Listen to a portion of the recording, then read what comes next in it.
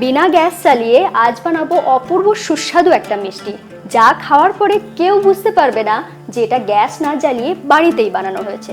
সমস্ত কিছু খুঁটিনাটি নিয়ে সঙ্গে রইলাম আমি ঋতুপর্ণা। আপনারা দেখছেন ঋতুর রান্নাঘর। প্রথমেই নিয়ে নিচ্ছি 12 থেকে 15টার মতন কাজু। গরম করা দুধের উপরে সুন্দর সর পড়েছে, এটা আমি তুলে নেব।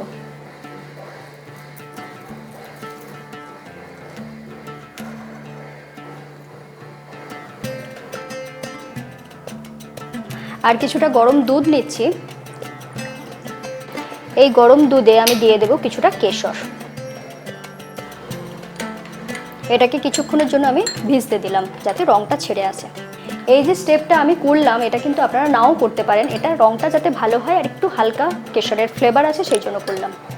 একটা পুর বানিয়ে নেব, তার জন্য এখানে নিয়েছি 1/4 কাপ গুঁড়ো দুধ, 1/4 কাপ চিনি আর নিয়েছি কিছুটা পনির। আমি এখানে ঘরে বানানো পনির ব্যবহার করেছি, আপনারা কিন্তু দোকানের কেনা পনির কিউবও ব্যবহার করতে পারেন, আবার পনিরটা না দিয়েও বানাতে পারেন। সমস্ত কিছু একসাথে বেটে নেব। দিয়ে দিচ্ছি কাজু, দিচ্ছি চিনি আর সুগন্ধের জন্য দিয়ে দিচ্ছি কিছুটা এলাচের দানা। এরপরে এইগুলোকে আমি একটু শুকনো গুঁড়ো করে নেব।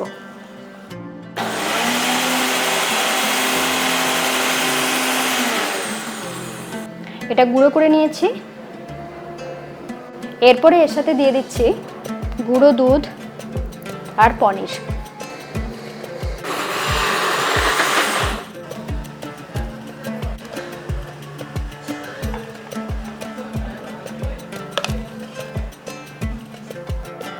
খেয়াল রাখবেন পুরটা যেন বেশ টাইট হয়।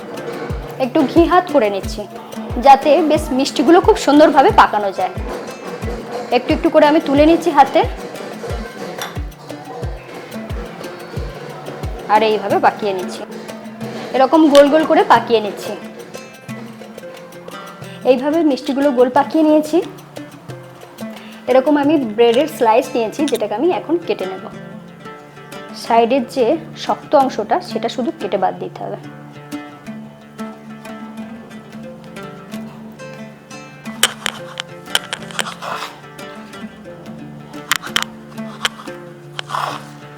সাইড কেটে ব্রেডগুলোকে রেডি করে নিয়েছি। এরপরে দুধটাকে রেডি করে নিতে হবে।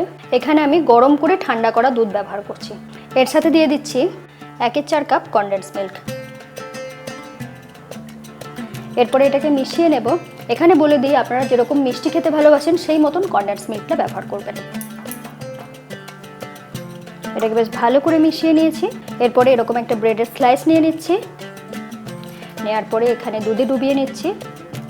এপিট ওপিট করে ডুবিয়ে এটাকে একটু চেপে চেপে নেড়ে নিতে হবে। বেশি দুধ থাকলে কিন্তু এটা ছিঁড়ে যেতে পারে। দেখুন এটা দুধ সোক করে নরম হয়ে গিয়েছে, কিন্তু বেশি দুধ আর নেই। এরপরে পুরের জন্য যে মিষ্টিটা রেডি করে নিয়েছিলাম সেটা নিয়ে নিচ্ছি। মাঝ বরাবর দিয়ে দিচ্ছি। দেওয়ার পরে এইভাবে মুড়ে নিতে হবে। এরপর হাতে করে এটাকে চেপে চেপে গোল করে নিতে হবে। একটু চাপতে থাকলে সুন্দরভাবে গোল হয়ে আসবে। দেখুন কত সুন্দর গোল হয়ে গেল। এরপর যে পাত্রে সার্ভ করব সেই পাত্রে এটাকে রেখে দিচ্ছি। ওই একই রকম ভাবে পরের ব্রেডগুলো আমি বানিয়ে নেব।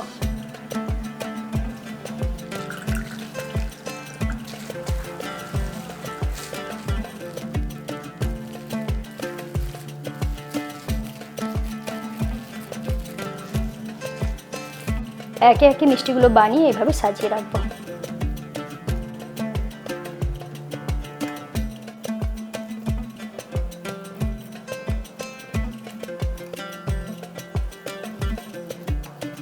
ওপর থেকে যে দুধের মিশ্রণটা ছিল সেটা দিয়ে দিচ্ছি।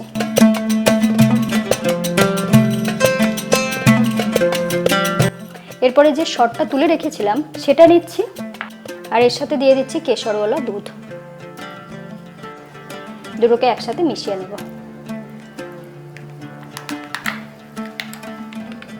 চাইলে আপনারা এখানে একটু কনডেন্স মিল্কও দিতে পারেন, আমি কিন্তু আর দিচ্ছি না। এরপরে ওপর থেকে এইভাবে দিয়ে দেব।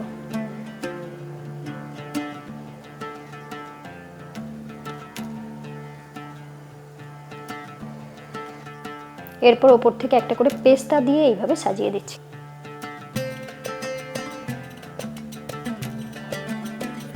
এরপরে ওপর থেকে একটু গোলাপের পাপড়ি দিয়ে দিচ্ছি।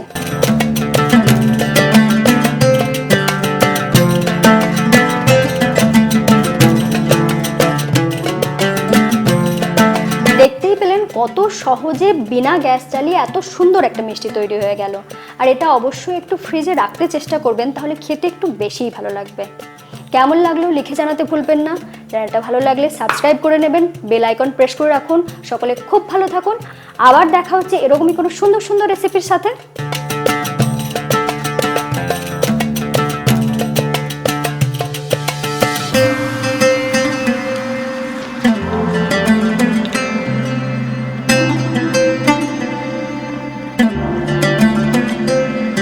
পুরো অমৃত স্বাদ।